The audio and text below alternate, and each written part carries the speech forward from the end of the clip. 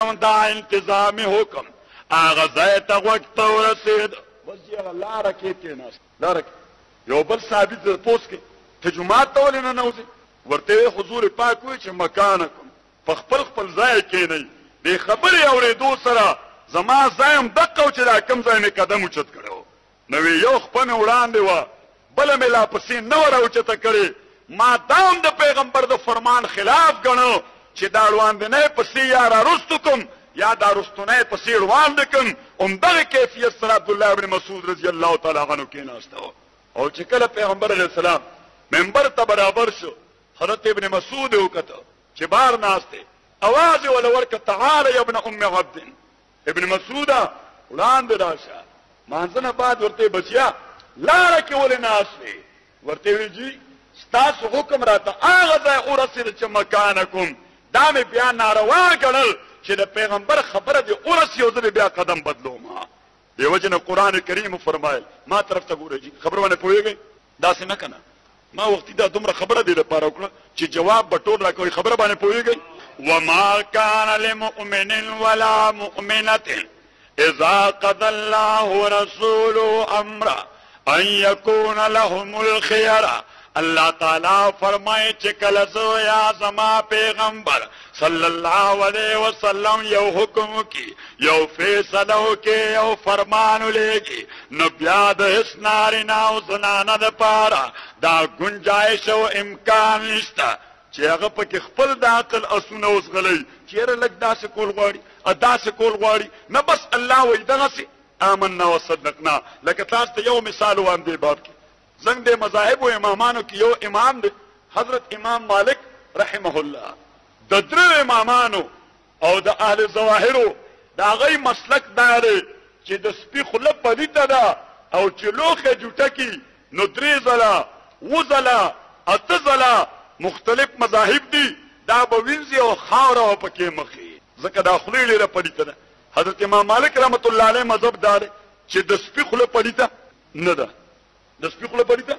نه ده هیڅ پلیتی پکې نشته خو سره ده دی چې لوښي کې کله سپیخلو وی نو د دغه امام مذهب هم دا دی چې اووه ځله به یې وینځي یو ځل پکې خاوره مخې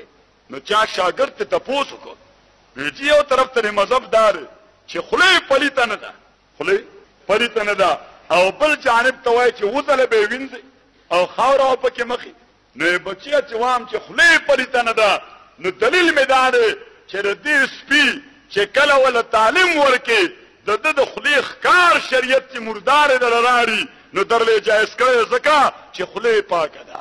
او وی چې دا وم چې اووه ځله به یې وینځې نو ځکه چې بس پیغمبر علیه السلام نه یو روایت راغلی دی چې فصلوه 7 مرات احداهن بالتراب چې سپی خوله ووایي اووه ځله یې ووینځئ یو ځل پکې خاوره ومخئ وی د پیغمبر فرمان کې بیا عقل کار نه کوي بس هغې ته عملي جامه ورچول خبرانې پوهېږئ او مونږ اوس ډېر عقلمند یو خدای دې رحم وکړي او بیا خصوصا د کالج او د یونیورسټۍ پیداوار نوې رڼا والا دوستان زه پخپله د یونیورسټۍ سټوډنټ یم د کالج او د یونیورسټۍ پیداوار دا خو بیا ډېر عجیب خلک دی هلته ورته مفکوره دا ورکوي چې عقل انساني دا د شریعت نه ډېر مقدم روان دی ته به ورته د الله او د پیغمبر خبره کې او دی به درته چرچڼ عقل روان دی کوي ښه د خدای او د پیغمبر مقابله کې د انسان عقل خو د چرچڼ عمر هم نه دی نازیزان ورونو نبی کریم علیه الصلاة والسلام سړي له واعظ وکړي چې مالک یا اسودو ملګری څنګه را روانې هغه سړی منهمک راځي وړاندې ځان راوړسو رسول الله علیه الصلاة والسلام ته وایي چې جدا تا کومه خبره کوله زما په زړه ولګېده چې انسان به ځان لپاره انسان نه آقا نه جوړی انسان به ځان لپاره انسان نه مالک نه جوړی د تام انسانیت او د تامو کائناتو مالک یوازې الله دی حکمران یوازې الله دی خبره ویجو ډېره معقوله ده خبره انساني عقل ته ډېره نږدې ده ما ته وګورئ چې د یو سړي په غاړه کې پټی د غلام پرتی انسان په خپله غلام دی نو چې د ده په غاړه کې پټی د غلام پرتی نو دی د غلام دی او شریعت اسلامي وایي چې ته به ځان د غلام کېنه ځان به د نوکر کېنه ته به د مالک او د آقا نوکر او غلامي چې دا پیغام قبلوما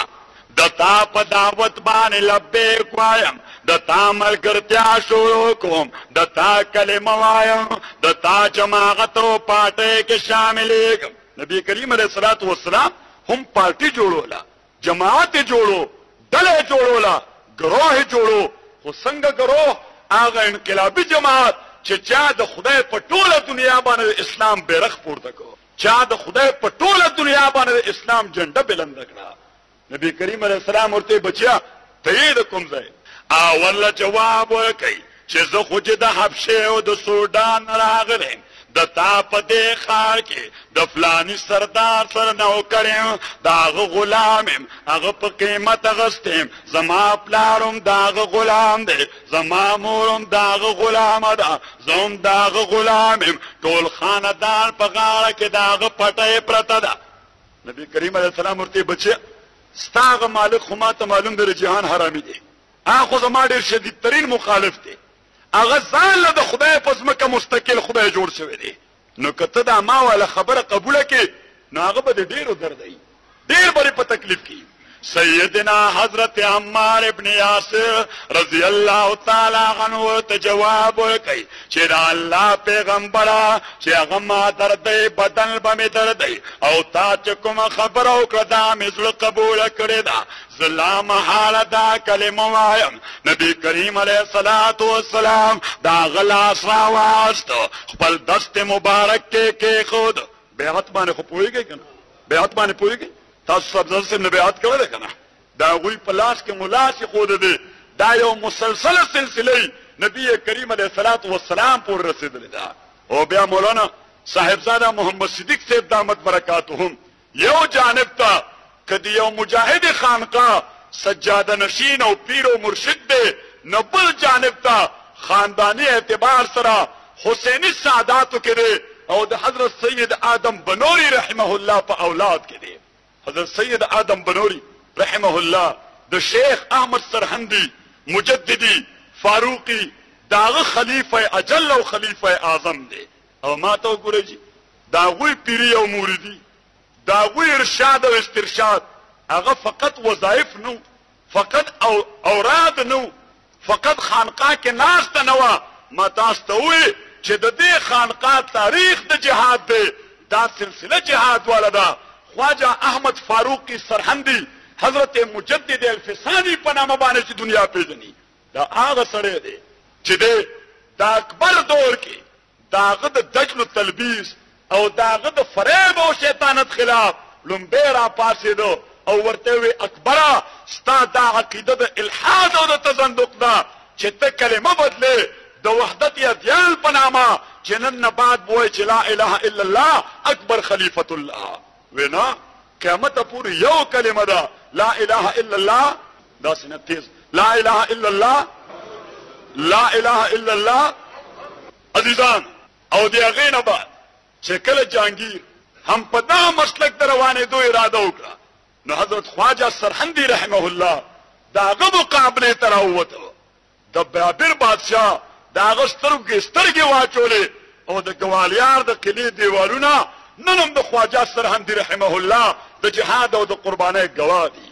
نو حضرت سید آدم بنوري رحمه الله د حضرت مجدد الفسانی رحمه الله خلیفه ارشد حسینی سید دی د پلار طرفنا او مشوانه افغان دی د مور د طرفنا مور مشوانه پښتنه وا او پلار حسینی سیدو حضرت سید آدم بنوري صاحب کرامت ولی دی هغه سړی دی چې کوم سړی په خپل دور کې د 10,000 افغانانو سره په لاهور کې دیرو شاهجهان ته چا خبر ورسوله ورته وی چې ګوره دې سړي د پښتنو فوج تیار کړی دی حکومت د ناخلي شاهجهان خپل نائب سعد الله خان چې یو خالص دنیادار سړی دا یې ورولېږو چې دا سړی وګوره سید آدم بنوري رحمه الله ستلقین ورته د آخرت د زهد ورغ وکړو خدا سړی خو دنیادار سړی د آخرت په قدر قیمت باندې نه پوهېږي دی راغی او شاهجهان ته ووی چې سړی خطرناک دی واپس یې ولېږه حضرت سید آدم بنوري ته شاهجهان حکم وکړو چې ته لاهور پرېږدوه او واپس خپل وطن ته روان شو هغه ځای نه حجاز مقدس ته لاړ روضه اقدس د رسول پاک ته لاړ حرمینو کې منځونه وکړل حرمینو کې عبادات وکړل او بیا د هغې نه بعد وفات شو الله تعالی دې رحم پې وکاندي عزیزانو نو عرض مې کوله تاسو خدمت کې چې دا خانقاه د حسیني ساداتو خانقاه د سید آدم بنوري رحمه الله د اولاد خانقاه او عزیزانو د ساداتو مقام څه دی د کوم شی چې رسول پاک صلی الله علیه وسلم سره نسبت وي هغه څومره محترم دی تاسو وګورئ جی بزرګانو کې یو بزرګ دی حضرت مولانا رشید احمد گنگوئی رحمت الله علیه د جمعیت العلماء هند بزرگ دی علماء دیوبند کې دی اکابرین ملت کې دی چاور ته پنی راوړي د پڼو رنگ هغه گویا شین رنگ د شنې کپړې جوړې پڼې وي حضرت مولانا گنگوئی رحمت الله علیه ډیر احترام سره واغستې او بیا یې شیشې والا الماری کې بند کړي کال بعد هغه سړی راغی حضرت گنگوئی رحمت الله علیه ته وایي چې حضرت دا پڼې خو ما پخپو کول نه راوړي دي تاسو یې پخپو کوئ نه حضرت گنگوئی رحمت الله علیه ورته بچیا ما د رسول پاک په قبر مبارک باندې د قبې او د ګمبد رنگ شین کتلی دی هغه شین رنگ د خپو لاندې راوستل د ګمبد توهین دې ته وایي عشق دې ته څه خلک راپاسي هغوی وایي علماء دیوبند ګستاخان رسول دي په خدای قسم په عصر حاضر کې په 13 صدۍ کې د علماء دیوبند غونې عاشقان رسول څخه پیدا شوي دي د علماء دیوبند یو سرخیل حضرت مولانا محمد قاسم نانوتوی رحمت اللہ علیہ بانی دارالعلوم دیوبند آپ فرمائے جہاں کے سارے کمالات ایک تجھ میں ہیں جہاں کے سارے کمالات ایک تجھ میں ہیں اور تیرے کمال کسی میں نہیں مگر 2-4 امیدیں لاکھ ہیں سب سے بڑی امید ہے کہ ہو سگان مدینہ میں میرا نام شمار جیوں تو ساتھ سگانے حرم کے چلتا پھروں اور مروں تو کائے مدینہ کے مجھ کو مرغور مار وہی او زما محبوب ٹولو وائی صلی اللہ داسنا شوق سنا صلی اللہ کہ او زما محبوب پا جہان و دنیا کے چسوڑ کمالات موجود دی دا اللہ ستا پا ذات با برکات کے راجم کر دی او ستا سمر کمالات دی یو انسان کے اغا کمالات مجموعین دا سرنشتا او حضرت نانوتوی رحمت اللہ علیہ دویم خبر کئی چھ امید لاکھیں سب سے بڑی امید ہے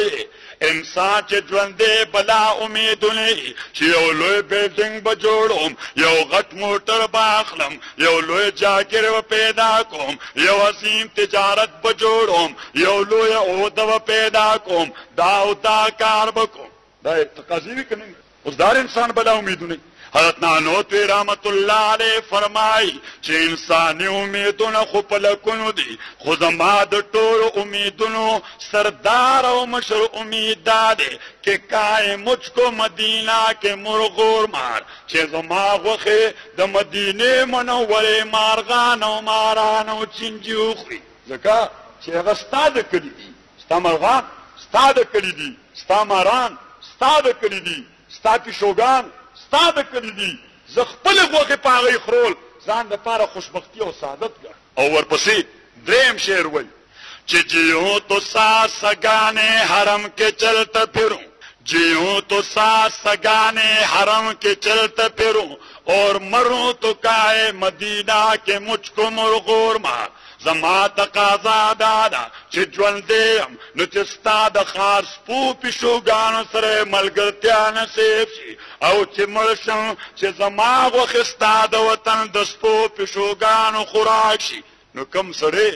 چې د مدینې منورې سپي او پیشو سره ګرځېدل ځان دپاره سعادت ګڼي خپله غوښه په هغه خرول د آخرت خیر ګڼي داسې سړی ګستاخي رسولي که عاشق رسولي جی او عجیبه خبره ده یو سړی د مدینې طیبې په مارانو او لړمانو خپلې غوښې ورخرول غواړي نو دا به ګستاخ رسولي او یو سړی د پیغمبر په مسله ولاړ امام پسې مونځ نه کېږي نو دا به عاشق رسول ببی تفاوت راز کجا استاب کجا دا عجیبه خبره ده تمہاری زلف میں آئی تو حسن کہلائی تا ته د پیغمبر مسله باندې ولاړ سړی ګمراه کاری دا د ایمان کومه مرتبه او کومه درجه ده زمونږ دا عقیده ده چې د پیغمبر په مسله باندې ګمراه سړی نشي ودرېدی دا سره یا نه جواب راکوئ جی د پیغمبر په مسله باندې هلته ګمراه سړی نشي ودرېدی ملحد سړی نشي ودرېدی زندیق سړی نشي ودرېدی हाँ البته आपके रिश्ते कहीं और मिले होंगे ستا ربط بچرته بل ځای سره دی به فساد او فتنه جوړه کړي ورنه دا زه دوه خبرې کوم یو دا چې د نبی کریم مسله الله د ګمراه د قدمونو نه محفوظ ساتلی ده یو او دویم دا چې پیغمبر پاک باندې چا یو وار ایمان ناوړه د حضور لیدلې هغه بیا مرتد شوی صحابو کې یو سړی هم بیا مرتد شوی او عبد الله ابن خطل غو نسړي که مرتد شوی د نو فل حقیقت هغه مسلمان شوی نو په منافقت راغلو کله بستا جماعت تا ستا پاټه تا د مخالف سړي ملګری ستا د خپو د والو لپاره رانه نوځي ځان نه به ستا کارکون جوړ کړي ستا نماینده به جوړ کړي دې د پاره بارانه نه وتی چې ستا جماعت او ستا د پاټه او د دینی مشن ته نقصان ورسوم نو عبد الله ابن خطل غو خلک دا د پیغمبر علیه السلام مشن ته نقصان رسولو د پاره کلمه ویلې و د صحابه صف کې ځان رانه نشته نازیزانو عرض میکو چې سیدنا حضرت عمار ابن یاسر رضی الله تعالی عنہ کلمه ویلا چې لا اله الا الله محمد رسول الله د نبی کریم علیہ السلام فل روان شو کور تلاړو دروازه والا دروازه بند هغه جانب نه مور आवाज ورکړ حضرت سمیہ رضی الله تعالی عنها اغه आवाज ورکړ چې بچی مکان کا لیکن انتظار کا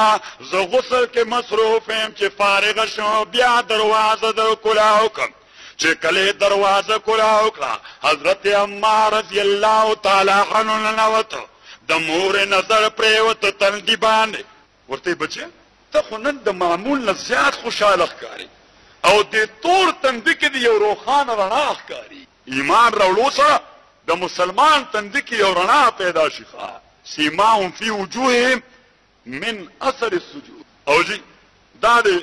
سادات صاحبانو نکو حضرت سید آدم بنوری رحمه الله د تندی باندې د معتقدین او مریدانو ته ډېر زمانه پورې لفظ الله بلی کله ښکارېده او چې کله یو مرید ورته دا خبره ورکړه حضرت آدم بنوری رحمه الله هغه ته وای دا خنو وکړ چې دې خبره تذکره وکړه او بیا الله نه وغوښتل هغه لفظ الله هغه داخل د تندی ته ورننه وته او ظاهر د تندی نه مخفي او پوشیده شو او ځان تاسو ته نوې لطیفه وای د اسلام آباد کې یو غټ هسپتال له اسلام آباد پولی کلینیک داغه کارډیالوجي سپیشلیست د زړونو ماهر د سماهر د زړونو ماهر هغه گویا پرون نه بلروس اخبار کې لوی تفصیلی خبر راغلی و چې الله تعالی د انسان زړه داسې جوړ کړی چې دا پړک تاسو به کله کتلی خاده په موقع یا د خوشاله په موقع دا بجلو والا قمقمه ولګي نو یو بورډ لګولې هغه بلپونو بلېدو سره خوش آمدید یا خدا حافظ یا په خیر رالی یا ویلکم یا داسې جملې هغه بلپونو بلول سره ښکاره شي او چې بلپونه مړه شي نو هغه جمله پټه شي نو هغه ډاکټر هغه یو زړه د اپریشن موقع باندې گویا خلکو ته ورخودو چې دا وګورئ په دې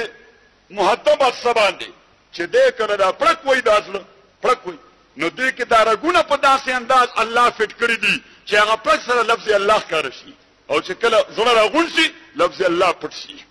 یعنی پړک سره لفظ الله ښکاره کیږي د هر انسان سره کې د مسلمان یو کده کافر وي حال بتا زړه قبول کو هغه لفظ الله صرف د مؤمن او د کافر زړه ولا قبولیت مقام ورنکو حدیث قدسی کې راځي الله فرمای ما وسانی ارضی ولا سمائی ولكن وسانی قلب المؤمن الله فرمای ما لازم کې ظاهران کو مال اسمان ظاهران کو ما خپل ډېرې د مسلمان پزړه کې واچولې ما خپل ټینټ د مسلمان پزړه کې ولګو صاحب فرمائے چې دل کے آئینے میں ہے تصویر جب ذرا گردن جھکائی دیکھ لی حضرت سمیہ رضی اللہ تعالی عنہا خپل بچی ته او زما بچیا د تا په طنز کې ما تنن ناشنا رڼا ښکارې سما ملده ورته مورې د دې پیغمبر متعلق مونږ اورېدل نن زوره لمړو د خبرې مې واورېدې او زړه مې ومنلې چې دا دې ټیک وایي نو ورغلم لاس کې مولا لاس کې خودو بیعت مې وکړو او کلمه مې وویله چې لا اله الا الله محمد رسول الله الله د مور قسمت جګاو کو ورته وی بچی کستا خوخی نو ما ځان سره واخله دې پیغمبر لمه ورسوا زم دغه لار غوړه کوم چې کوم لار تا غوړه کړه حضرت سمیہ رضی الله تعالی عنها خپل بچی سره روانه ده چې کله راغله نبی کریم علیه الصلاۃ والسلام دا محسوس کړ چې بوډاګان ډېر قهرجنې لکه دې بچی په کلمه ویلو چې دا غوسه شوی ده نو ور سره رااله او ما ته وایي چې دا ډېر نه ولې ګډوډ کړ لکه تاسو بعض اوقات داسې ناپوهه غونې سادهګانې بوډاګانې کنه او تبلیغ والا دوستان راشي بچي ولا فیروزه کې بوزي ناغه وې دا تاسو مشر کم یو دی مشر دا ته وای بیکاره کار دې نشته زمونږ غوا دغه سولاله ودرې لدی دا موږ له یې هم ګډوډ کو زوی دې موږ او ځانو دا بوډا مور او پلار ته تلار کې رکاوټ جوړ شي نو خدای ذل جلال دې بیا رحم وکړي مونږ کلی کې یو کسو انا هغه کور ته راغی نو مور ته وی بیبي ما خو تبلیغ ولا سره سلور میاشتې ولیکلې او ته ها وی سلور میاشتې وی خدای دې روکا سلور میاشتې دې ولیکلې دا میخه ادا کلبه ادا غوا اجوار افلانې شي افلان دا به څوک سمبالي ناغه ورته مور دې لپاره خدای څه کوي نه خدای تعالی ګډونه نه کوي او نه چاله غوان ساتي نه بسه مړه جمعه ته بوډا رااله ورته دا تاسو ټول بیکاره نه زما جو هم بیکاره کوي دې بنسي نو دوره دې پس هغه زوی بیا راغی ورته مور یو بل چلو شو زماوی یو دوستو سعودي ته تلو ان ګوره ما پس مانه تاسو نه کړ او ویزه را پسې راولېګلا چې ته سعودي ته راشه دلته مون سره ډیر اعلانو کړی دا پکې 100,000 روپۍ میاشته او د 2 کالو لپاره ویزه لګېدلې ده نو ویزه خو ورته جواب لیکما چې دلته زمونږ میخه اغواګانې اجوار اپټي ادا ټول ګډوډيږي نو زه راتلو ته تیار نیم نو مور ورته نه بچي به ځان تیار او د هر څه به خدای سنبال کړي ناغه ورته وی چې عجیبه خبره ده چې دین د پاره تم نه خدای چوټي کړي وا چې دنیا د پاره تم نو خدای ګوټ ته بړې واله اوس بس لاره شروع کی ګوټ با کوي میخه بالا شي او غوا مړې قلبه مړې نازیزانو زمونږ دغه فکر دی الله تعالی زموږ حالت باندې رحم وکړي او ماته یو ملګری وی ورستیا دي تبلیغ ولا ته پیسې ملاوي نو ما ورته ورستا پیسې نه دي خوښه سره وینه دي خوښه امیدي خو خلک کوی دی له پیسې ورکاینو نو ما ورته مې ملګری ستا پیسې خوښه دي ویاو ما په حلال او حرام لیک بس چپی ورپسې وینه بس کوی چرته نه پیدا کړنو نو ما ورته چې مستزان لزدکی او جنازه ځان لزدکی او خوراک د انسان په شان ځان لزدکی ګرځیدل د انسان په هیڅ ځان لزدکی نو دا به دیوم فائدہ وشي پیسې بازار سره نه داخل کړل کې بد کار دی نو ماته کار خو خدا چې کم خو جمعات لر شي پیسې په ډیر ورکړي نو ما ورته ملګریا دا چې سړی په ولین فرصت کې تل لسمیاشتې ورکړي بیا پیسې ډیر ورکړي ناغوی تل خجډيري سلور ورکم سلور میاشتې ورکړي مړه چې واپس راغی چې چا ورته دا خبره زین کچوره داسې په قهر خو ورته کنه نو ما عزیزانو عرض میکو اخري خبره چې حضرت عمار ابن یاسر رضی الله تعالی عنہ ځان سره خپل والد راوستا نبی کریم علیہ السلام ته وی چې دا الله پیغمبر الله را سره احسان وکړو مور مې هم را سره اتفاق کړي دې کلمه ویلو باندې چې لا اله الا الله محمد رسول الله کلمه ویلا پیغمبر علیہ السلام په کلمه ور ویلا مور لا د پلار په درک کې حضرت صہیب رضی الله تعالی عنہ حضرت صہیب وکړو ورته مور او زوی دواړو کلمه ویل دا غواړو چې دا خیر الله تعالی هم درکې زما خاوند دی او د پلارې هغه ویل بوډا امر روان شو پیغمبر علیہ السلام ته کې ناستو کلمه ویلا لا اله الا الله اوس دې خاندان باندې دې دین د پاره ستیر شو رسول الله علیه الصلاۃ والسلام دعاګانې کولې رحم الله آل یاسر چې الله د یاسر په ټول خاندان باندې رحم وکړي لقد اوذوا فی سبیلک ما لم یوذ احد مثلهم او الله ستا په لاره کې په دې خاندان باندې هغه تکلیفونه او مصائب تیر شو چې دا تکلیف په بل چا باندې دین لپاره تیر شوی نه دی. حضرت سمیه رضی الله تعالی عنها په لار روانه ده، ابو جهل ظالم راځي ورته وایي بوډۍ تا هم د هغه محمد ګمراه کلمه ویلې ده صلی الله علیه وسلم، دا هغه ګمراه کلمه تا هم ویلې ده، ته هم ملګری شوې. مړه داسې یو خزې والا ګټه وي که نه دا توره اوږده دا یې راواغسته. حضرت سمیه رضی الله تعالی عنها د بدن په کمزوري حصه باندې وواله، هغې برچي سره حضرت سمیه رضی الله تعالی عنها شهیده شوه. اسلام کې لومبنۍ شهیده او لومبنۍ مسلمانه ښځه چې دین دپاره قرباني ورکړه زمونږ دغه پاکه مور حضرت سمیه رضی الله تعالی عنها ده. او عزیزانو زوی حضرت عمار رضی الله تعالی عنه خپل مالک کافر ورته به سروټ کې واچولې، اور به ورته بل کو، انګار به جوړ کو. حضرت عمار رضی الله تعالی عنه په هغه سروټ کو به واچو. او حضرت عمار بخپل واقع بیانوله چې هغه سروټ کې او انګارې هغه په زما د بدن په ډلو باندې مړې شو، نو زه به هله راپاڅولم او د املا به کسانو ته وښودله. حضرت عمر رضی الله تعالی عنه دور کې چې کله دی به جومات ته راغی، جومات د حضرت عمر دارالخلافه وه، د حضرت عمر پریزیډنسي وه. خلک وایي مولیان په سیاست څه کوي، وایي داسې که نه وایي؟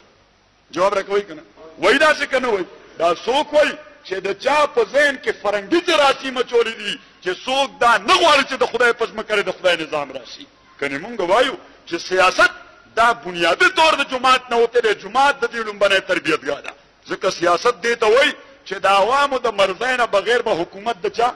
نه مني، حکومت به د چا. اوس دا خبره مونږ چېرته نه زده کړې ده؟ که یو سړی په زور راځي او په دې مسله ځان نه امام جوړوي نو د هغه امامتي مونږ تسلیمو؟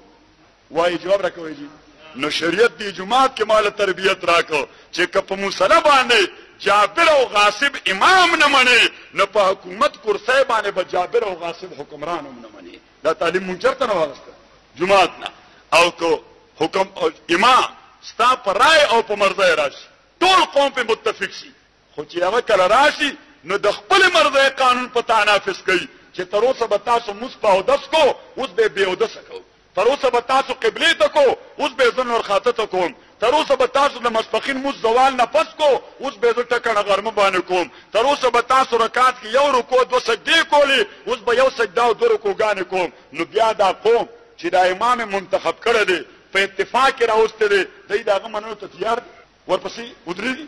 جواب راکوئ که نه؟ ولې نه ودرېږي؟ ورته وایي ته مونږه منتخب کړی یې خو دې مسله باندې به د الله او د پیغمبر ښودلې طریقه نافظوي. نو دې ما ته تلقین راکړه چې که د جومات مسله باندې منتخب امام د خپل مرضۍ قانون مونځ کې نشي نافظ کولی نو د حکومت کرسۍ باندې منتخب ښځه او منتخب سړی د خپل مرضۍ قانون په مملکت باندې نشي رایج کولی. او که نادانسته طور هغه امام صاحب خطا شي د ناستې په ځای ودرېږي یا د ولاړې په ځای کښېني نو مقتدیان یې معاف کوي؟ جواب راکوئ. فتح ورکوي سبحان الله الحمدلله التحیات الله اکبر مختلف اوازونه ورته، او چې څو پورې نیغ کړی ني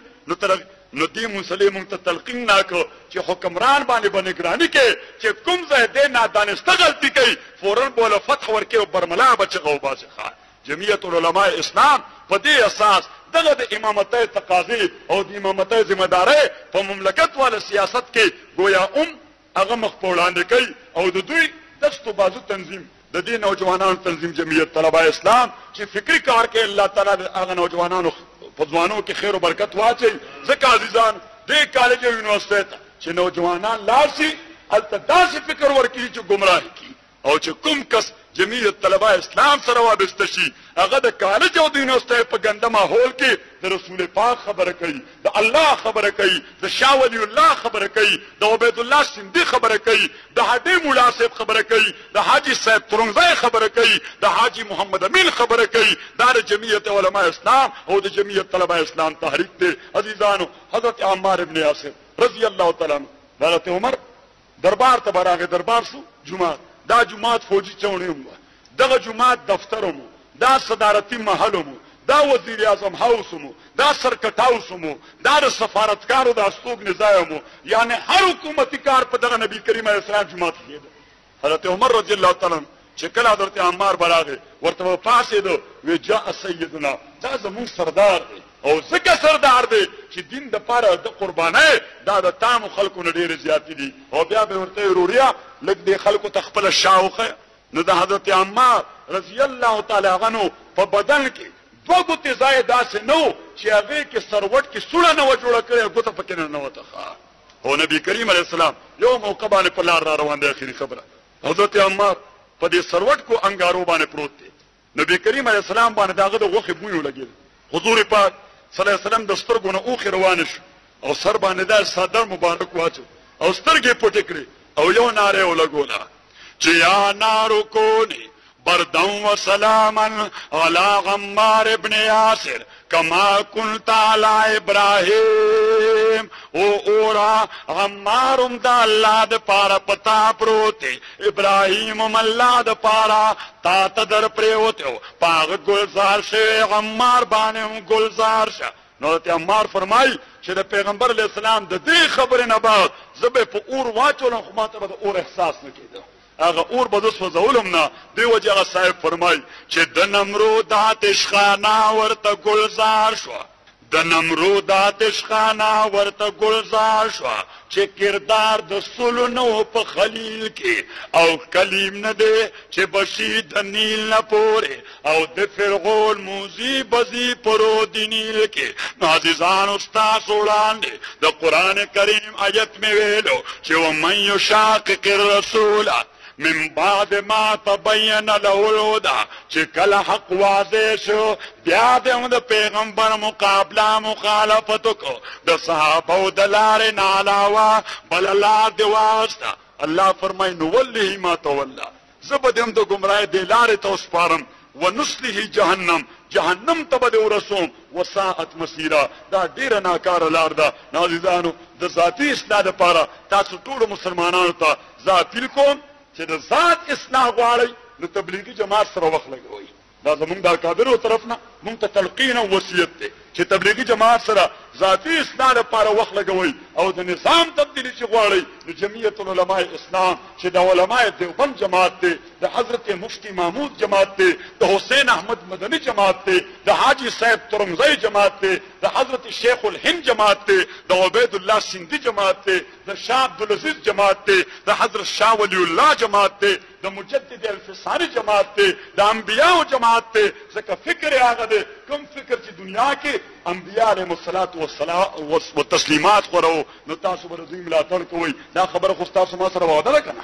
چې د الله د دین نظام دا د خدای په ځمکه باندې نافذ او جاري او ساري شي. واخر دعوانا ان الحمد لله رب العالمين محمد وآله وأصحابه أجمعين. أما بعد فأعوذ بالله من الشيطان الرجيم.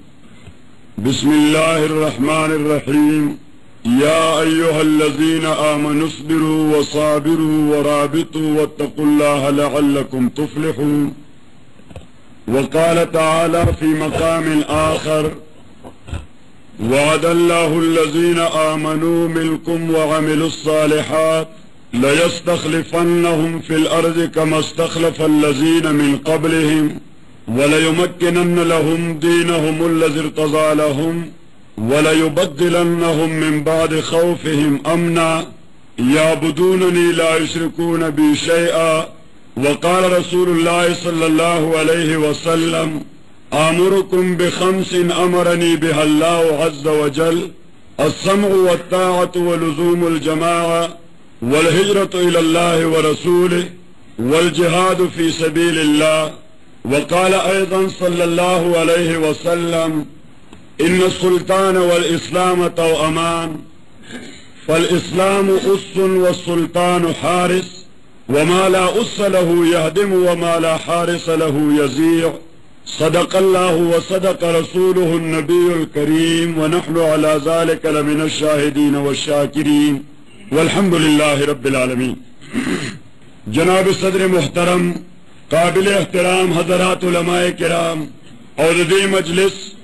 ډېر ګران قدر مسلمانانو ورونو دانلنا اجتماع د جمعیت علماء اسلام د بیرغ لاندې د استقبالیه په عنوان باندې منعقد ده او تاسو وړاندې وکتل چې د ښار معززینو جمعیت علماء اسلام سره د شاملېدو اعلان وکړو د هغوی د شمولیت د اجتماع ته مزید رونق ورکړو. عزیزانو، سیاست د جمهوری ممالکو د ژوند یو لازمه ده. د هر طبقه افراد هغه څه نه څه طریقې سره په دې دوړ او منډه کې شریک دي. جمعیت علماء اسلام دا هم د دغه میدان یو شهسوار جماعت دی، خو د دې جماعت او د نورو جماعتونو منځ کې ډسټینکشن امتیاز او فرق څه دی؟ او جمعیت علماء اسلام د نورو جماعتونو مقابله کې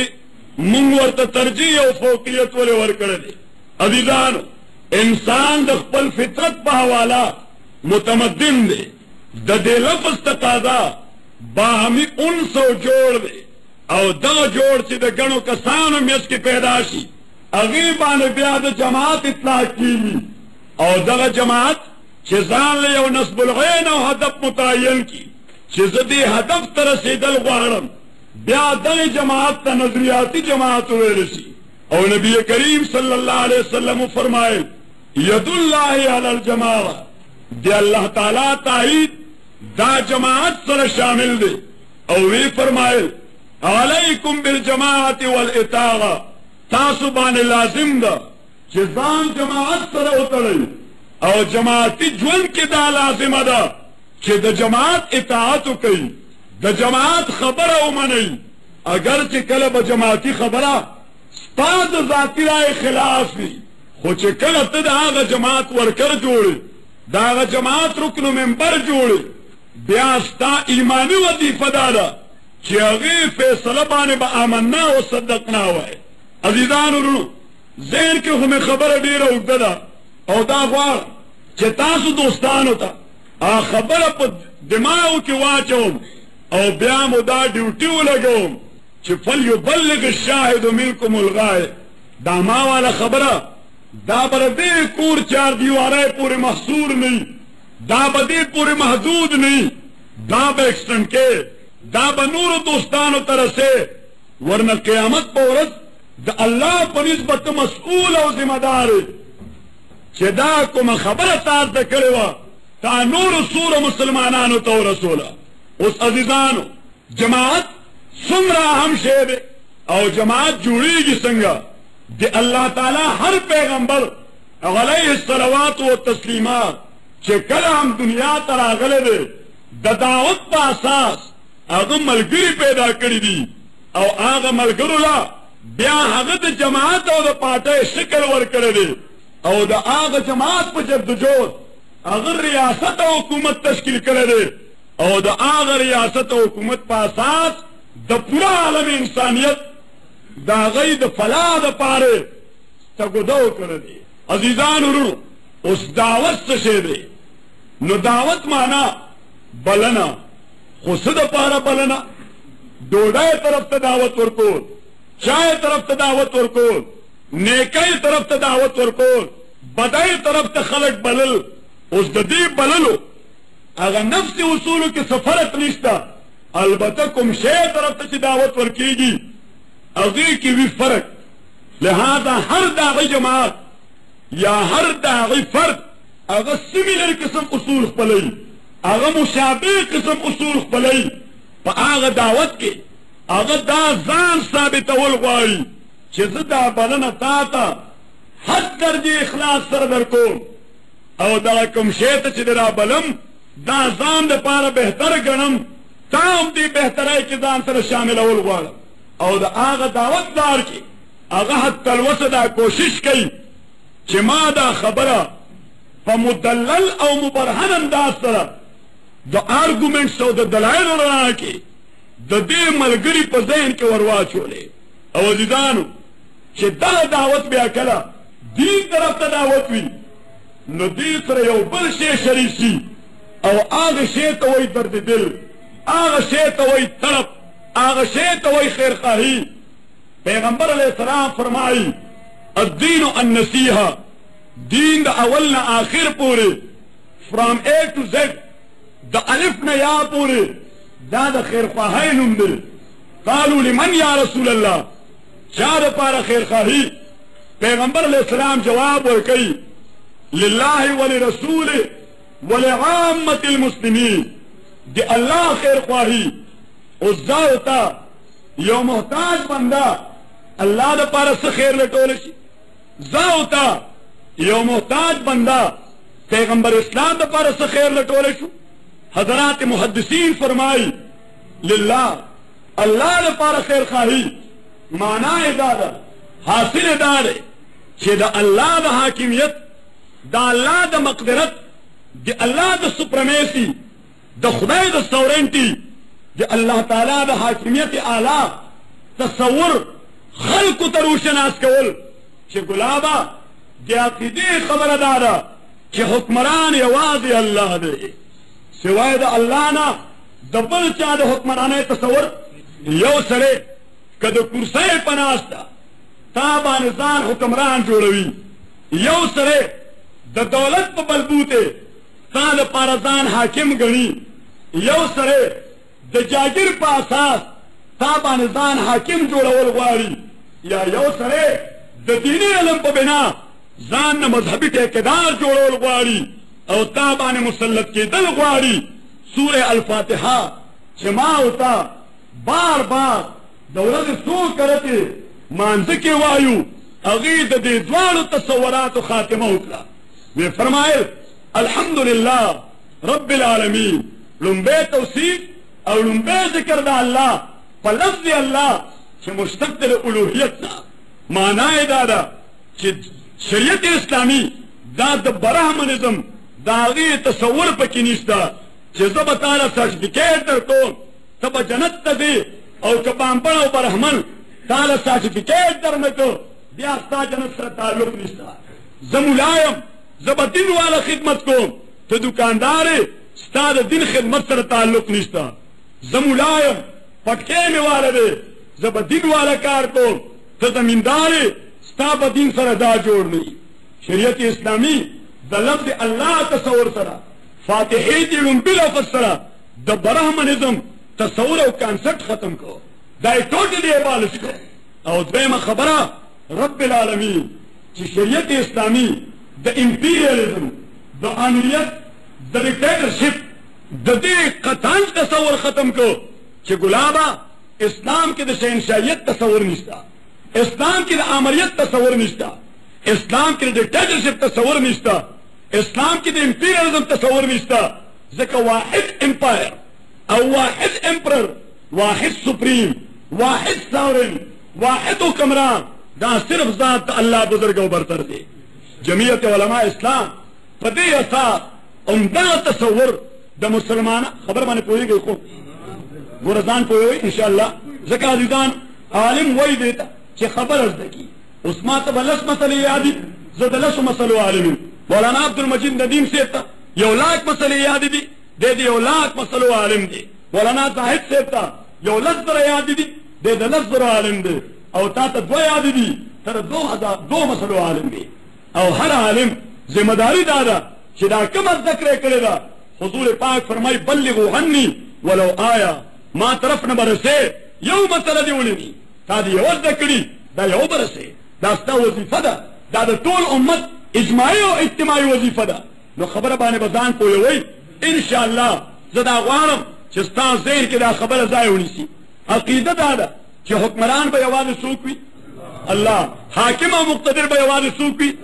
او الله تعالی دې رحم وکړي، رب مغفرت کرے. عجب آزاد مرتا مفکر اسلام حضرت مولانا مفتی محمود سے رحمت اللہ علیہ لاس خون ابھی لپاره ونیول شو،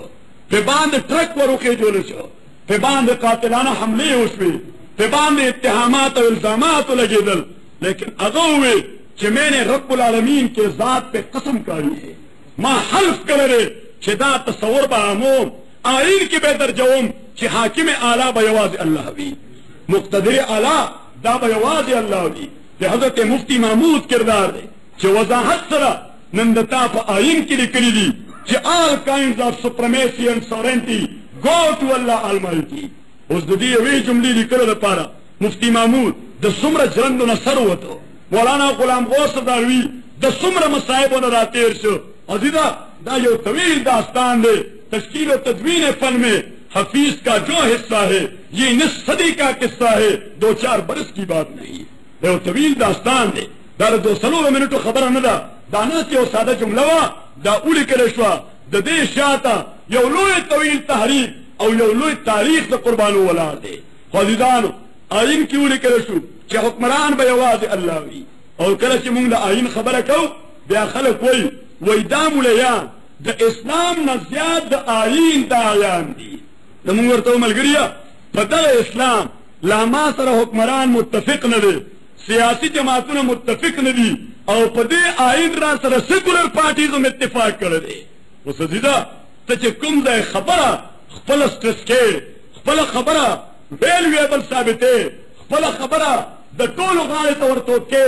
بیا به اتفاقي شی راغلی چې په هغې باندې کنسنسس راغلی هغې باندې یونانیمسلی ټول متفق شوي او دا شی د تا وړاندې د آئین د صحیفې په توګه باندې پروت دی او مونږ وایو چې که دغه آئین عملا امپلیمنٹ شو نو پاکستان کې به صرف الله والا نظام وي د بل نظام به بیا تصور نه وي او عزیزان ما طرف ته وګورئ اوس د خدای نظام دا دی یو فطري او دا دی یو فطري شی د دې نه علاوه د انسان تخلیق او اختراع د انسان جوړ شی دا دی یو غیر فطري شی او مثال تاسو درکم د غوی دپاره فطري غذا ده شنې ټانټې او اوچ بوس خوړل شنې ټانټې او اوچ بوس خوړل او د انسانانو دپاره فطري غذا ده غنم وړه کول او هغې نه روټۍ پخول اوس که دغه ګیا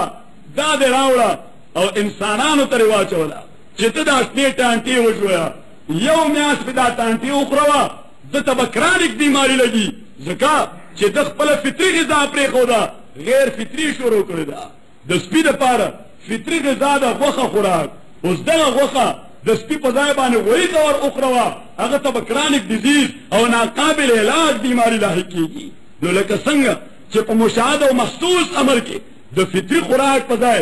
غیر فطري خوراک تاله بدني خوراک درکوي بدني تکلیف درکوي بدني فساد پیدا کوي د فطري نظام په ځای غیر فطري نظام دا به ستا مسایل الجاوي دا ستا مسایل سلجاولی نه شي او عزیزه بیا دویمه د لعنت خبره ده چې بیا مونږ د دې غیر فطري نظام موجودیت جزئي پسې لګېدلي یو خرابه یې لټوو دا شی خراب دی د دې اصلاح کول پکار دي او دا شی خراب دی د دې اصلاح کول پکار دي او دا شی خراب دی د دې اصلاح کول پکار دي معذرت سره ما وویل مونږ ماشاءالله الله تعالی توفیق راکړي دا تبلیغي جماعت دا ډېر نیکان خلک دی د دوی دم خم سره نن دعوت والا خبره تامه دنیا کې عامه ده خو ما وویل ګلابونو که سړی په اوږه بستره والي نو په دې ملک کې دې سره د بسترې ګرځولو او سره د ډېر لوی صلاح او تقا بیا حرام خور وي که ملا مدرسه کې ناست وي دې سره د ډېرې بزرګۍ بیا حرام خور وي که طالب خپل کور بار پرېښودی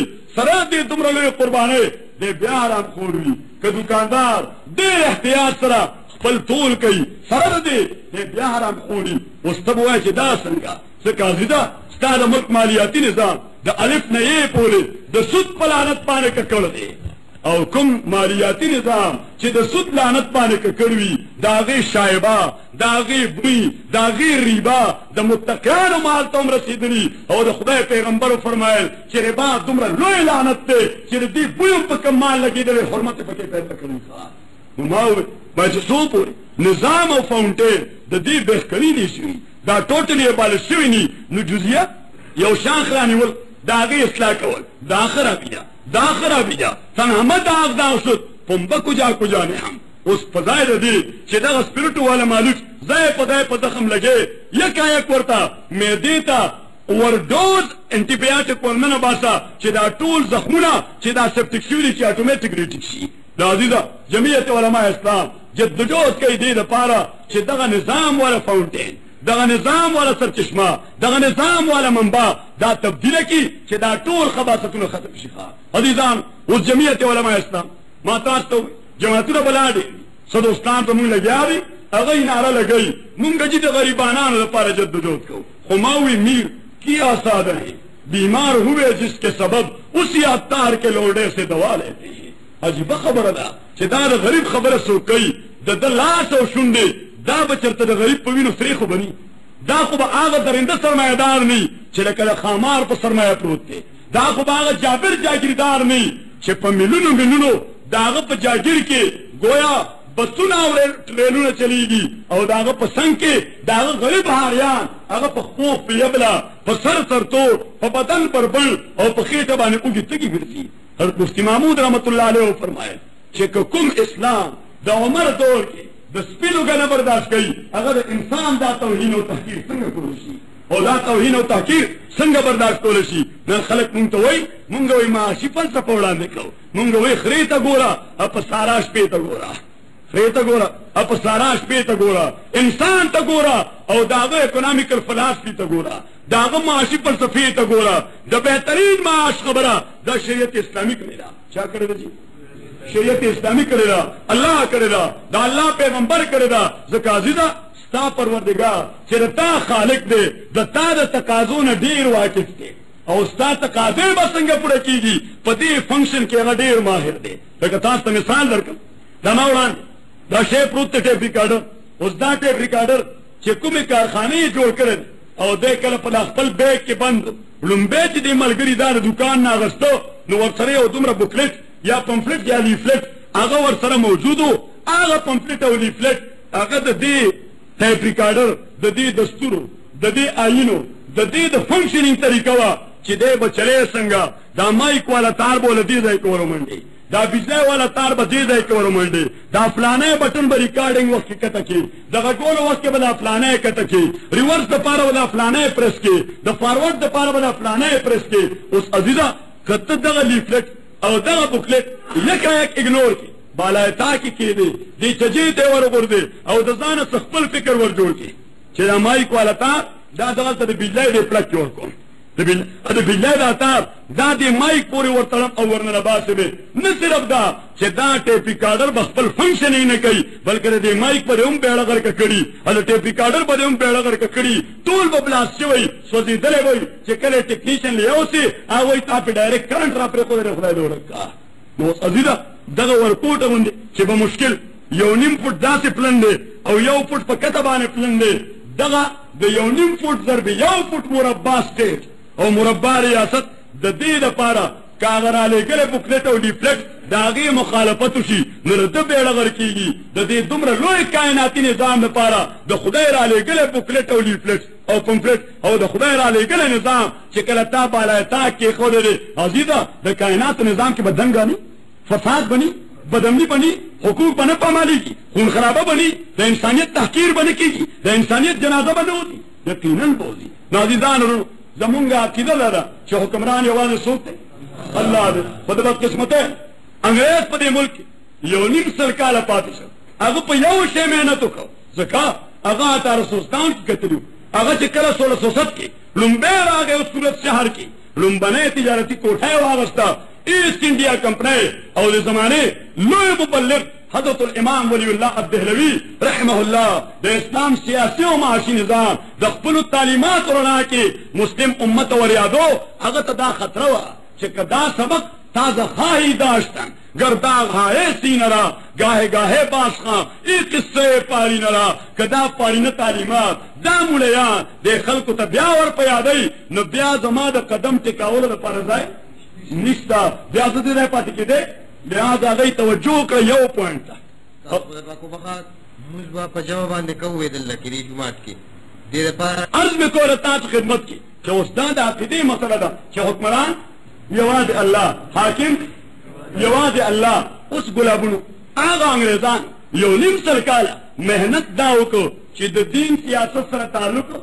نشته کرسچیانټي د چرچ نه دا یو کانسپټ رایستی و چې د دین سیاست سره تعلق نشته دین د منځونو نامه ده دین د وظیفو نامه ده دین د رهبانیت نامه ده دین کې به صرف پریس جوړېږي د پریس نه علاوه ستا نور څه فنکشن نشته او دا تصور یوازې عیسایت ورکړی نه و عیسایت ډیولپ ارتقا یې وله ورکړه ورنه بعینې دغه خبره حضرت شعیب علیه السلام ته خپل قوم کوله قالوا یا شعیب اصلاتک تأمرک ان نترک ما یعبد آباؤنا او ان نفعل فی اموالنا ما نشاء تو کو بزرگ سڑے منزونه کې مولا سے بھی امام سے بھی خطیب سے بھی جماعت کے ناستے عبادت خانہ کے ناستے ستا عبادت ستا بندگی ستا تقوا ستا صلاح هغه تا ته دا خبره قودلې ده چې ته زمونږ په دنیاي معاملاتو کې هم عمل دخل کوه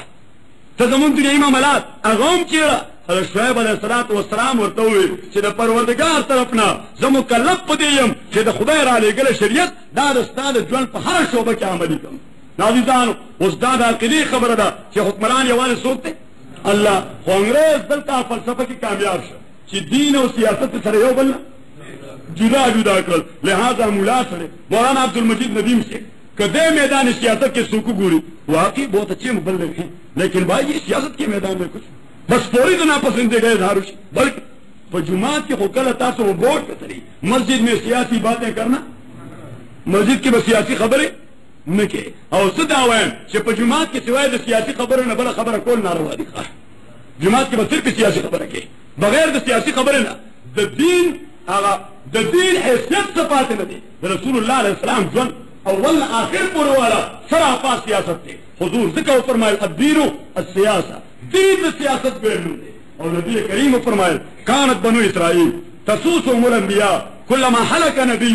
خلقه آخر وانه لا نبی بعدی وسيكون خلفاء دا بنی اسرائیل سیاست دا انبیاء اولاد کے ہو پیغمبر بلارو خلا پیدا شوا اللہ بل پیغمبر لے گا مانا بعد بل پیغمبر نشتا خلا و سیاسی پیدا کی گی وسيكون خلفاء مانا بعد وزما خلیفہ جان اس مولا سے خلیفہ دے دا فتوی خبریں نہ مولا سے خلیفہ دے دا بانگ اذان اقامت خبریں نہ مولا سے خلیفہ دے دا نکاح و طلاق مسئلے نہ مولا سے خلیفہ دے وہ چکل کرسی مسئلے نہ بیا مولا سے تائی طرف من جماعت در کرے گا نہ ماں پدا تیر الیکشن کی ملگرو تے خبر کولا میں زمون پدی مسئلہ ډیره موده وشوه اوس بلغو نه موږ ټرانسفر وکړه ما اوس بلغو موږ ټرانسفر وکړو تاسو لږ دې مسئلې ته راځئ موږ بل بلا تک پیدا کړو په موږ دا شی بدل دي که خیر الله دي او ما ورته وې ما ګلاب خبره او په دلیل کو صدا خو منه چې دا مسئله را کړې ویاو او ما دا منه چې اجتماعي اتفاقی را کړی دا وی او ما وی ګوره دغه مسله چې رسول الله علیه السلام سیدنا حضرت ابوبکر ته د یو مزد پاره ورکړه نو 1,40,000 صحابه د مسلې اتباع کې د حکمرانۍ کرسۍ حضرت ابوبکر ته وړاندې کړې مستعلق باندې بیعت کوو ما ورته وی چې اسلام خدا تصور را کړی چې د اقتدار کرسۍ دا به مسلې پسې ګرځي د اقتدار کرسۍ نو که ته ما ته چې مولا صاحب ته سیاست کې سکے نو ستا خبره بې وزنه ده زه حق په جانب چې تا ته وایم چې چټیه ته څه کېږده په خبره نه پوهېږي قرآن باندې نه پوهېږي سنت باندې نه پوهېږي نظام باندې نه پوهېږي ته راغلی او ته د قوم رهبر رهنما او ناخدا جوړ شوی زمونږ محترم وړاندې تاسو ته د غالب یو شعر وی چې پہچانتا نہیں ہوں ابھی راہبر کوئی خو ما وی هغه وخت مې ذهن ته راغله چې زه به خپل محترم ته وایم چې اگر دنیا میں رہنا ہے تو کچھ پہچان پیدا کر لباس خضر میں یا سینکڑوں رہزن بھی رہتے ہیں دا رستا ذمہ داری دا ته به دا پہچان پیدا کې ځکه ګلابه تاسو به کتلی اخبار کې کله کله راشي پر نه کهو ہمیں خبر نه ہوئی کله یو جائیداد داسي چې هغې باندې چا کلیم وي د چا دعوه وي خو یو سړی هغه د هغې ډیفیکټ پوزیشن لري د هغې غیر قانوني قبضه لري او چاته حواله کول غواړي د جوري پوزیشن د هغه وینه قانوني نه هغې چا باندې خرڅول غواړي ایکچوال مالک چې د چا په نامه الینیشن انتقال دی هغه ته پته ولګي نو هغه اخبار کې اشتهار ورکړي چې پر نه کهو ہمیں خبر نہ ہوئی کہ ځمکه دې واغسته پھر آپ کو پچھتانا پڑے گا ځکه چې ځمکه د دغې سړي ده نه اوس که دا سړی سترګې پټې کړي او دغه ځمکه واخلي دغه ځمکه نو ایکچوال مالک هغه یو ټرایل کوي هغه یو سوټ کوي مقدمه پې داخلوي او چې مقدمه کله دایر کړي هغه اشتهار پیش کړي چې ما ویلو چې پر نه کهو کہ ہمیں خبر نہ ہوئی لہذا هغه ته به خپل مال قطن قانون کې واپس نه میلاویږي بھائی تا ځان نه خبرو تا ولې داسې امریکا ته مو هم شي اغسته نو عزیزه که کله د یو 2 مرلې پلاټ یا د 3 مرلې پلاټ بنیاد کې ته ځان خبر نه کې نو آلته ته ټارچر کېږي او سفر کېږي دا دومره لوی نظام که دې باب کې ته ځان خبر نه کې نو دنیا او آخرت به دواړه تباهي کې نه وي تباه یقینا به تباه وي نو عزیزان ما وویل چې دغه جمعه دا خو مرکز دی د سیاست دغه جماعت دا مدرسه د سیاست او تاسو به وایي دا څنګه نو زه به لږ تپوس کوم انشاءالله خبره مختصر کوم ځکه چې حضرت امیر محترم مولانا ایوب جان سے بنوری ما ته 2 واره ټلیفون باندې حکم وکړ چې ته فوري طور راشه څه اهم مسله پیش ته غلام اسحاق خان بې وخته مونږ په چکر کې راوستو که نه غلام اسحاق خان بې وخته مړه په جوش کې راغی جذبه کې راغی وی زه یو کانسټیټیوشنل سټیپ اخلم نو ما ورته ویل چې سټیپ دا کانسټیټیوشن خو دی آئینی خو دی خدا په ټایم هم دی کانسټیټیوشن خو دی خدا په ټایم هم دی آئینی تو خدا ستا استحقاق دی خو کول هم دا کار پکار دي قطعا نه کول هم دا کار پکار دی د جمهوریت نه او د ډیموکراسي نه د هغې نه د خلکو اعتماد پورته کړو لومبنی پوړی او لومبنی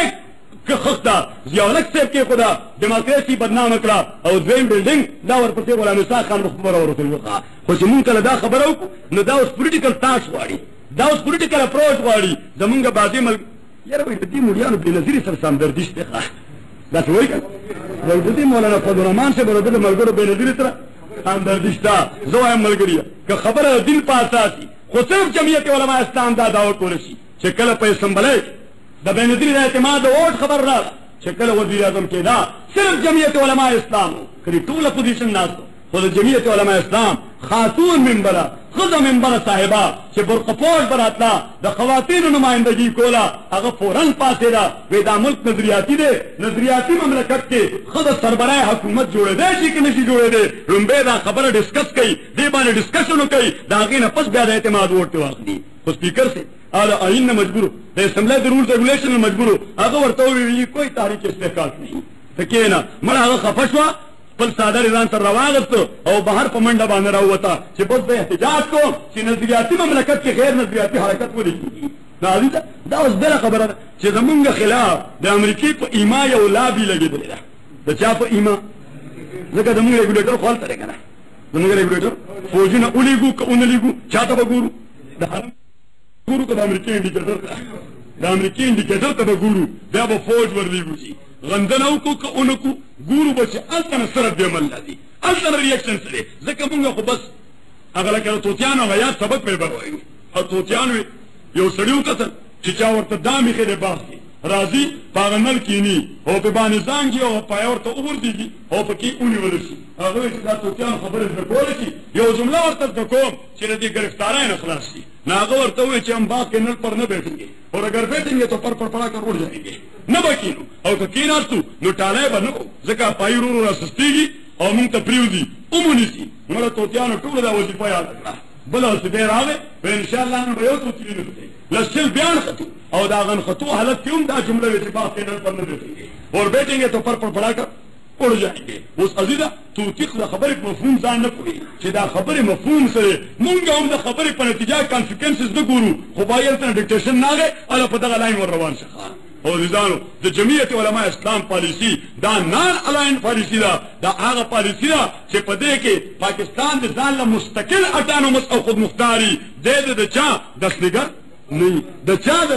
لاس لاندې دی نه ځکه عزیزانو قرآن کریم کې الله تعالی یو ډېره عجیب خبره کوي فرمایي چې د مرد مؤمن پہچان دا دی چې دی به د رایټس د چکر نه د لیفټس د چکر نه د دایې د چکر نه د بایې د چکر نه ځان یکایک لا تعلق ساتي دی به په یو داسې بینسلار باندې رواني چې تعلقات ټولو سره استواري او قدم د چام د په سټ باندې پروت نه نو ما وویل جومات او مسجد دا د سیاست مدرسه ده اوس تاسو به وایي دا څنګه لږ ما ته ورته متوجه شئ او دا خبره یاده کړئ په دې جومات کوم امام استاد چې امام کېږي نو دی په جبر مسلط کېږي که د قوم په مرضی او که په جبر یو سړی راغی او په مسلې قبضه جمع وکړه چې بس تاسو که خوښی که نه خوښه زه ستاسو امام یم نو تاسو بیا امام منئ ورپسې لمونځ کوئ قطعا یې ورپسې نه کوئ اوس دغه جومات ماله دا درس راکړه چې که د جومات په مصلا جابر مسلط امام نه مني نو د اقتدار په کرسۍ به جابر مسلط حکمران او جرنیل هم نه مني ما ورته وویل دا خو جومات مونږ ته دا درس راکړه دویمه خبره تاسو ته وکړم دغه جومات لپاره مونږ امام په مرضی راولو ټول قوم اتفاق وکړو رای ورکړو ووټ ورکړو ټول خلک ها وکړي چې او دا زمونږ امام صاحب دی او چې کله هغه راشي او مسلې ته ورخېږي او بیا تا ته ووایي چې تاسو ټول ته خو تسلیم یم که نه جی آو تاسو ټولو ما ته ووټ راکړی دی جی آو تاسو بالکل ویت فری کنسنټ زما یې امتي قبوله کړې ده جی آو وایي نو ښه زه اوس تاسو مشر او امام یم اوس به زما خوښوي چې زه د ماسپښین لمونځ په 12 بجې کوم که په 2 بجې کوم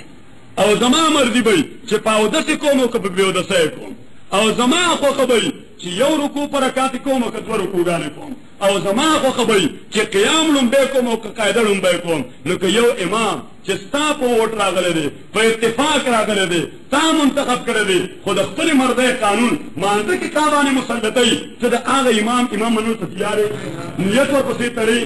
نو عزیزه دغې خبرې او د جومات دغې فنکشن ما ته دا سیاست وښودو دا خبره یې راته وښودله چې د جومات د مصلي دپاره منتخب ما که د خپلې مرضۍ نظام مانځه کې پتا نشي نافظ کولی ګنې نه به یې منې نو د قوم په ووټ منتخب وزیر اعظم او منتخب حکومت که د خپلې خوښې قانون تا باندې نافظوي د هغې نه به د بغاوت اعلان کړي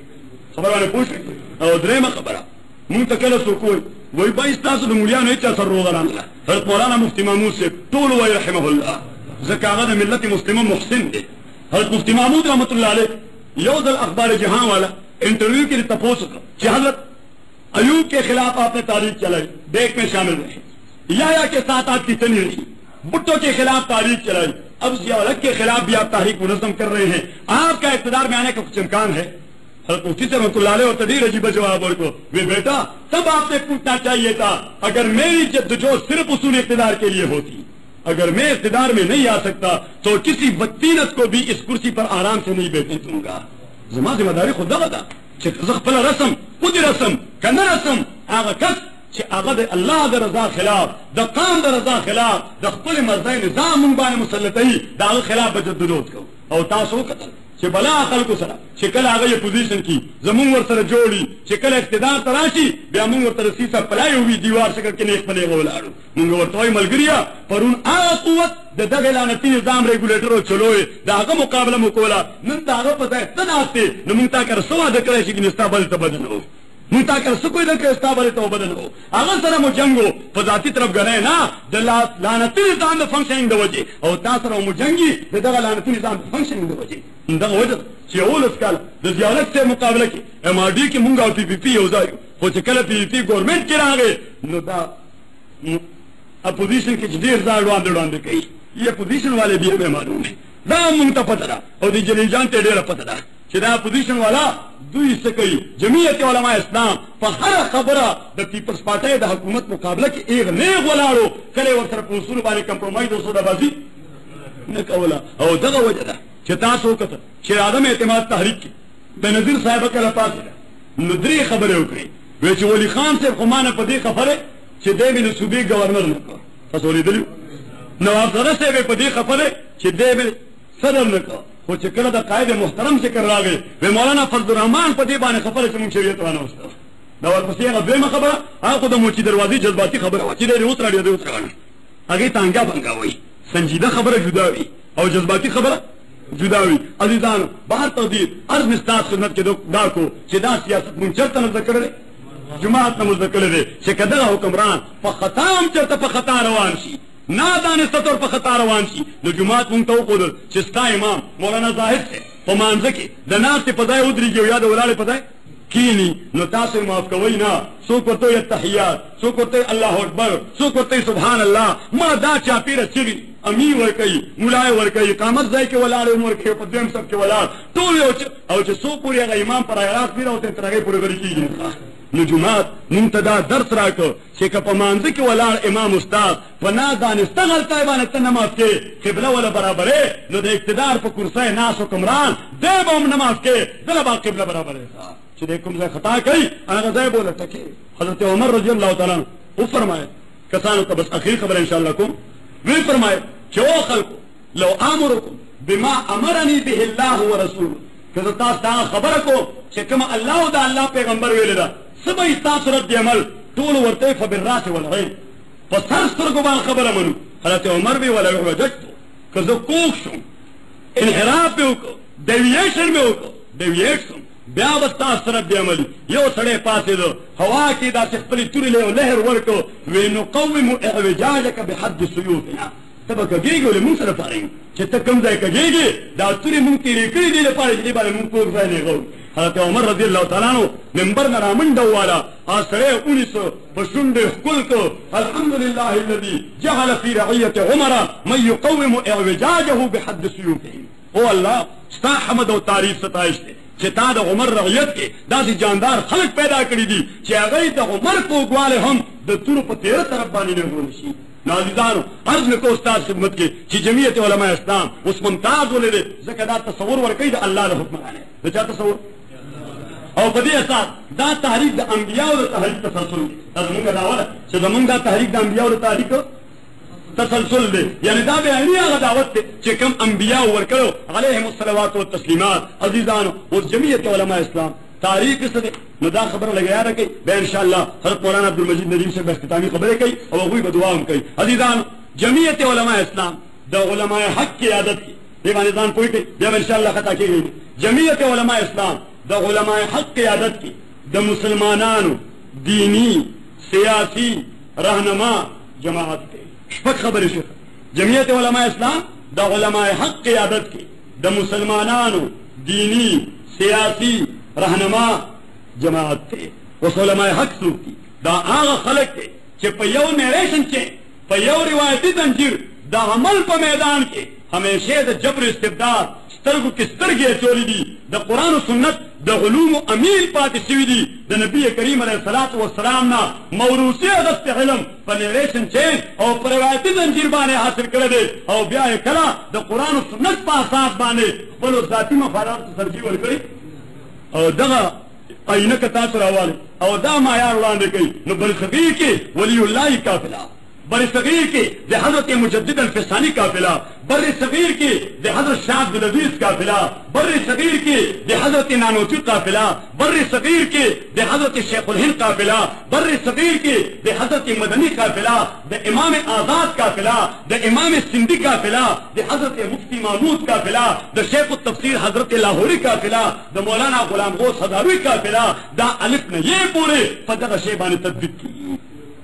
خبره مو ذهن کې راځي اوس د علماء ځکه علماء ډېر دي اوس علماء حق دي او که نه دي کیونکہ لباس خبر میں یہاں سینکڑوں راہدن بھی رہتے ہیں اس علماء حق ما تاسو یو پیمانه درکړه اوس موږ ته په نوم نشو کولی چې دغه یو په بله دی دا په بله دی دغه یو په یو غاړه دا په بله غاړه دی دا خو د سیکولر خلکو کار دی هغه یې دپاره یو بهانه جوړه شوې یاره بلا ډېر مولیان ټول اسلام غواړي چې موږ سره وایي داسې که نه نو ما بله یو سیکولر ملګري ته وویل ما بلا ډېر ډاکټران دي بلا ډېر ښه ډاکټران دي اوس ما ته بیماري لاحق ده پته نشته چې موږ پکې د کوم ډاکټر ومنو چا باندې علاج وکړو سړی خبره باندې پوه شي ما ورته ګوره ګلابه ستا بدن تا ته قیمتي ښکاري نو که ته لسو ډاکټرانو لږ د انتخاب په جزا له خپله کوې انتخاب په جزا نه چې د دې سړي په دې مشوره او ایډوایس باندې زموږ باید او دا سړی ایکسپرټ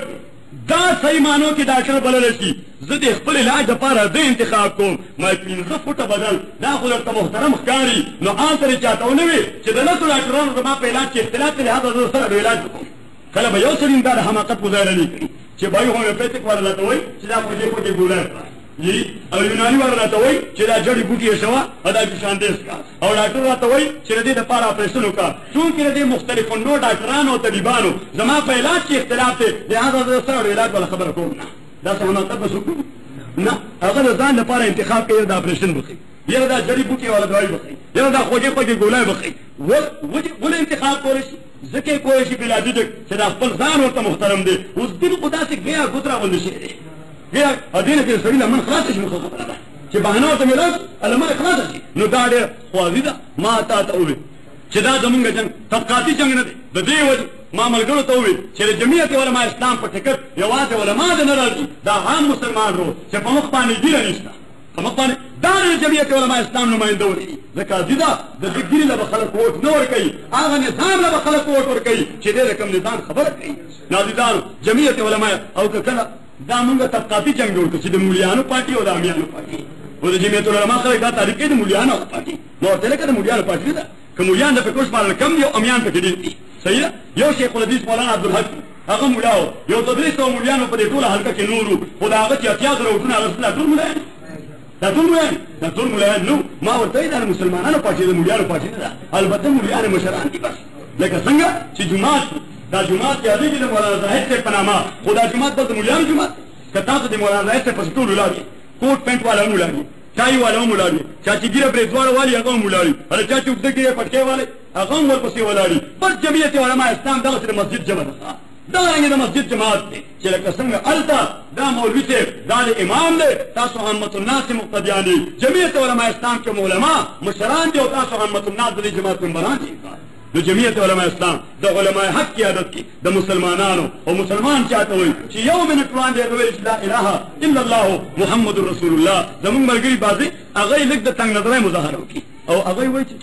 یاره چې دا نن شاملېږي ټکټ دپاره شاملېږي مونږ د مسلمان خدای که نه وای او مسلمان دی مونږ یو کلمه خو ویلې ده وای او ویلې مونږ سره فارم کوډه کوي وای جی او وای مونږ اوس خدای د جمعیت دا ټول شرایط مني د مستقبل متعلق خو ته زما متعلق هم دا یقین دانې نشي ورکولی خدای دې نو کي چې زه به جماعت سره وفا کوم که نه به کوم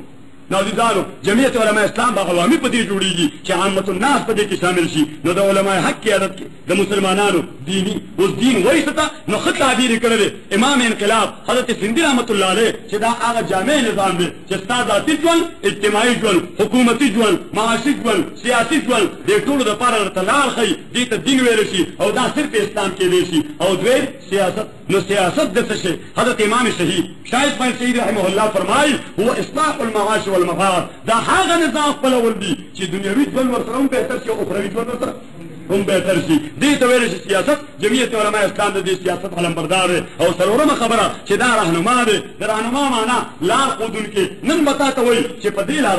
امادي کې را سره او سبا به تا ته وایي چې پرون خو مونږ امادي کې ګوسپاډه سره شریکان یو خو نن هغه حکومت کې راغلی ده او د لعنتي نظام علمبرداره ده لهذا نن به اپوزیشن کې ناست یو ګریوان ته به لاس ورسو دې ته وایي رهنمایي چې دا پټه بدله بدلوي را بدلوي چې نسبولین ته د رسېدو لار دا ده او جماعت وایي دې ته چې نظریاتي رفقا لکه زموږ دا ملګري را شامل شو انشاءالله د جمعیت علماء اسلام فکر باندې به ځان خبروي یا تاسو مخکې نه موجود دي د دې افرادو اجتماع دې ته جماعت ویلی شي چې د یو امیر مشرۍ کې پاره مرحله یو امیر وي دا نور د هغه مامورین وي یا نور عهدهدار د تقسیم کار په حواله دې ته جماعت ویلی شي الله فرمایي او ایمان والو اصبرو او ایمان والو اصبرو ټینګ پاتې شئ نظریه باندې وصابرو نور ملګري ځان سره راټینګ کوي ورابطو جماعت کې کامل جوړ یو بل سره پیدا کړي یو بل دک درد کې شریک شي ورابطو واتقوا الله جماعتي ژوند کې ګوره خدای نه ویریږه چې د جماعت په اساس ذاتي مفادات حاصل نه کړي واتقوا الله خدای نه ویریږه لعلکم تفلحون بیا به ته کامیابېږي دا څو خبرې وې ستاسو خدمت کې مې اصلي واخر دعوانا الحمدلله رب العالمین